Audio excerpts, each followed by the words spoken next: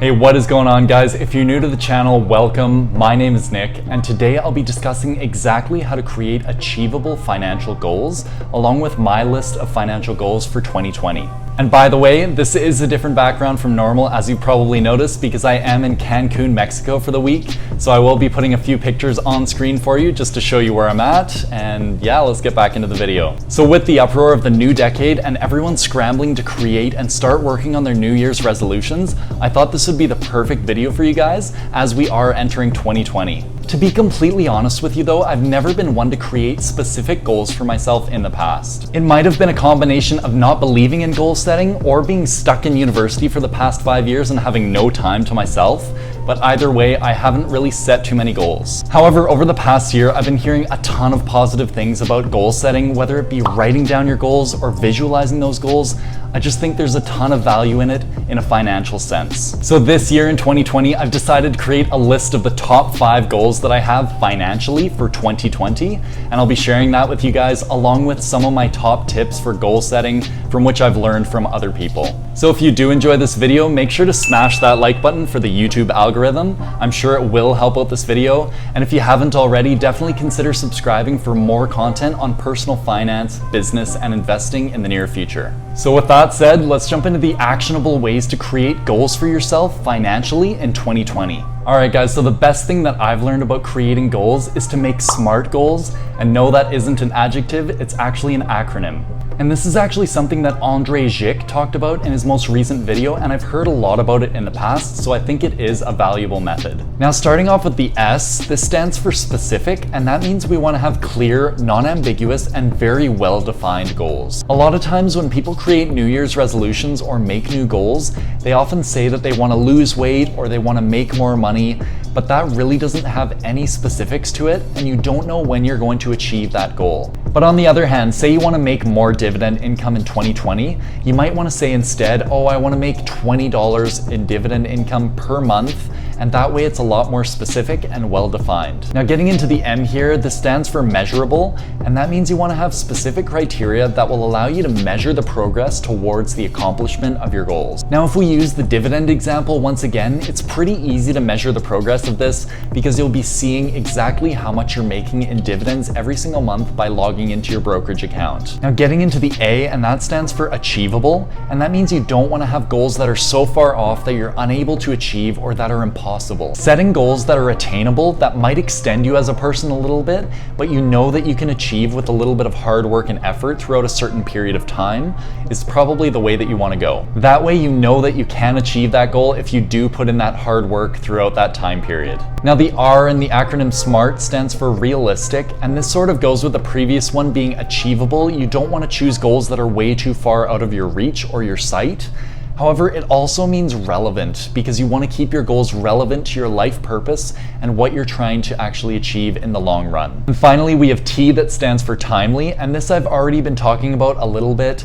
You definitely want to have a timeline to keep your goals within a certain scope of time. Otherwise, your goals might last an entire lifetime and you might not ever complete them. They say that a task can take just as long as the amount of time that we allow for it. So if we allow a shorter and condensed period of time, we'll probably be able to complete our goals a lot sooner than we think we will. So with that said, let's jump into my top 5 financial goals for 2020 and the strategies that I'll be using to be able to achieve them. Alright guys, so the first financial goal of mine in 2020 is to read 5 personal finance books. Now this probably doesn't sound like a financial goal to most of you, but it really is in my opinion, because you are learning a lot more about the subjects of investing and personal finance and bettering yourself over the long term. Now eventually what this would lead to is hopefully a higher rate of return, lower expenses throughout my life, but also better managing money skills, and that way it'll be able to benefit me over the long term both financially and personally. So as of January 2020, I am starting my first personal finance book this year,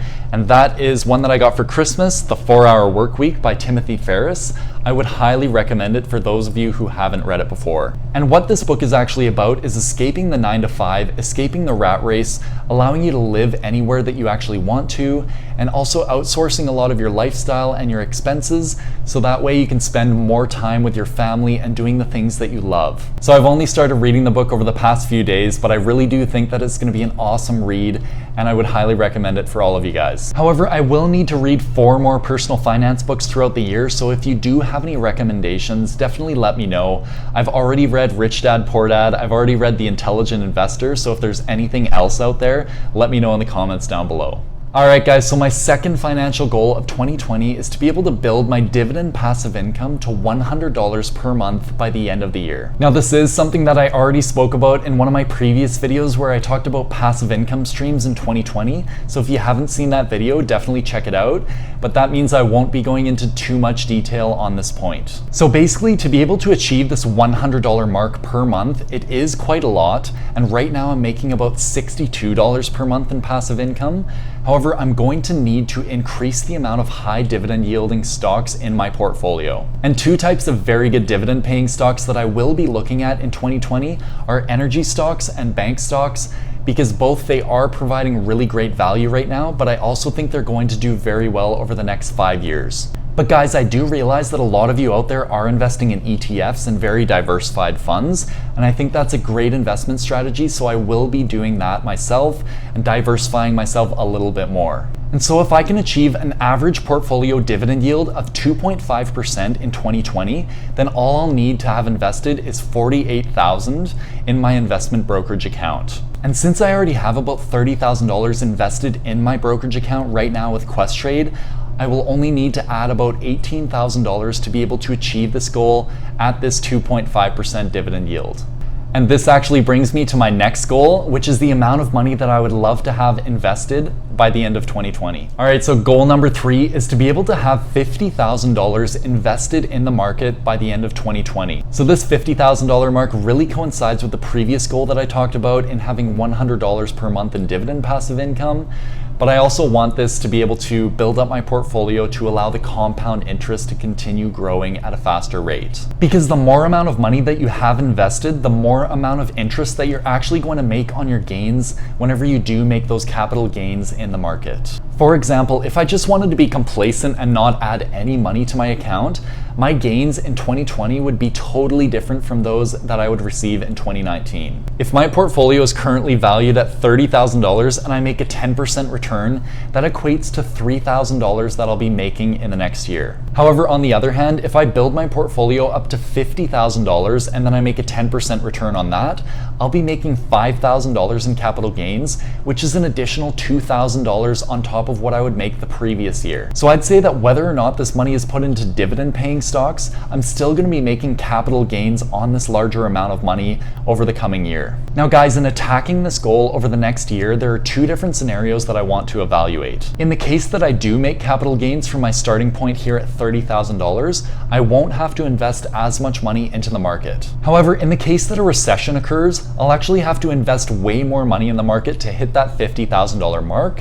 which will probably be good because I want to be taking advantage of all of these stocks at discounts. So essentially, if the market keeps rising the way it has in 2019 all the way through 2020, I'm not going to be as aggressive with buying stocks. However, if the market dips, I'm going to be investing a lot more to be able to hit that $50,000 mark by the end of the year. But in the odd case that the market ends up staying flat for the entire year, I'll have to end up investing $1,700 per month to be able to achieve that $50,000 goal by the end of the year. All right guys, my 4th financial goal of 2020 is to be able to achieve a vacancy rate of less than 5% in my newest rental property. Now this is a financial goal of mine because I recently purchased my first rental property, video up on screen if you haven't seen it already, and I think it's very important to take a strong focus on this since I've invested so much money into it. Now if you are a rental property owner, you know that vacancy is very difficult to avoid on a long-term basis because a lot of things will come up like maintenance and capex, which you really can't avoid. But by making it a top priority and getting those maintenance things out of the way as quickly as possible and also searching for a tenant aggressively, I think it's totally possible to have a very low vacancy rate. So basically, as long as I keep my property in very good condition and fully operational, along with pricing the suites at market price or slightly below market prices, I think I'll be able to achieve this low vacancy rate over the long term. And basically how I'm going to achieve this is by setting my places up for rent on Kijiji or Facebook Marketplace place as soon as possible when the previous tenant is going to leave. So right now I know that I have an expiring lease in May of 2020 for my basement suite that's currently going for $1,300 per month. So what I'm going to do is I'm going to start listing this place at $1,300 per month at the beginning of May in 2020, and then hopefully I'll have that month's time to figure out a new tenant and get them in place by the end of the month. And this should help reduce a lot of my lifestyle expenses and my home expenses because the tenant can be paying them for me if I do reduce that vacancy rate over the long term. All right guys, jumping into my fifth financial goal of 2020, and that is to monetize my YouTube channel and generate $5,000 of ad revenue. Based on my feedback from the earlier video that I created on the top 5 passive income sources I'll be developing in 2020, I spoke about how I wanted to make $1,000 of ad revenue in 2020, but you guys thought that I could make a lot more than that, so I did up the ante to $5,000. Now this is a very lofty goal and I'm not sure if it's totally achievable, so this might not be the best advice for you guys.